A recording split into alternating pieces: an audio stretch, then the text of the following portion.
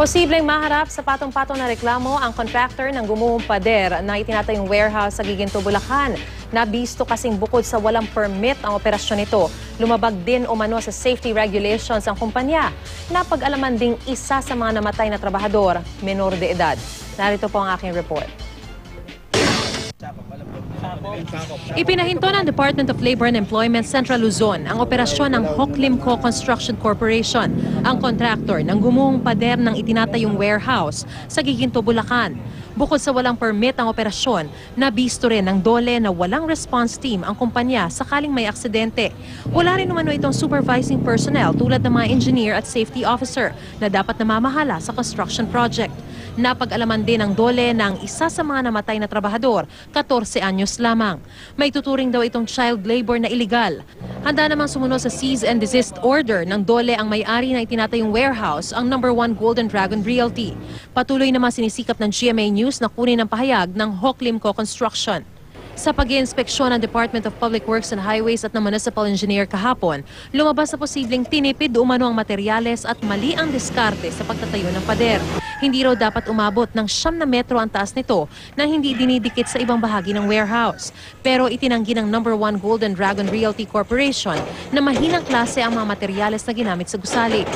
Ang nagkamali lang yung diskarte na yung sinasabi nila hindi iniskwala doon, na hindi dinuktong kaagad din sa yung retaining, yung pinaka-wall na yun lang ang mali. Dahil sa mga nadiskubring paglabag sa batas, magsasampa ng kaukulang reklamo ang lokal na pamahalaan ng Giginto.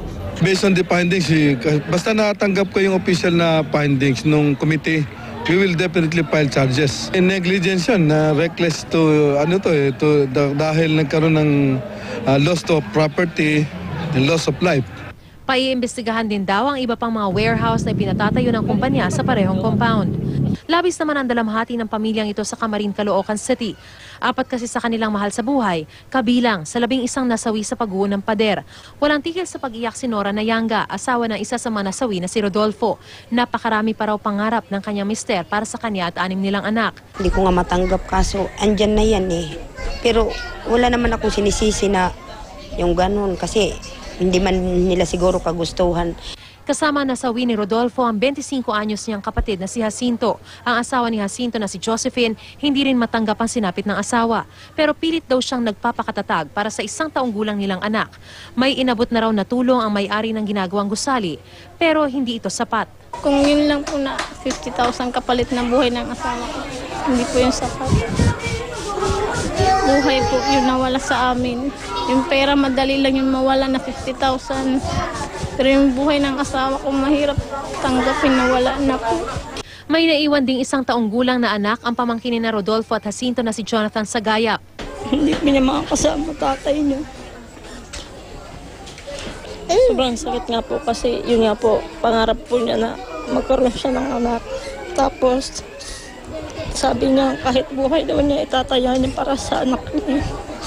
Namatay rin ang 19 anyos nilang pinsang si Edmond Labagala na unang araw pa lang na pumasok sa construction nang mangyari ang trahedya. Hindi ko naman tanggap na mangyayari yung anak ko kasi yan lang talaga naasahan namin.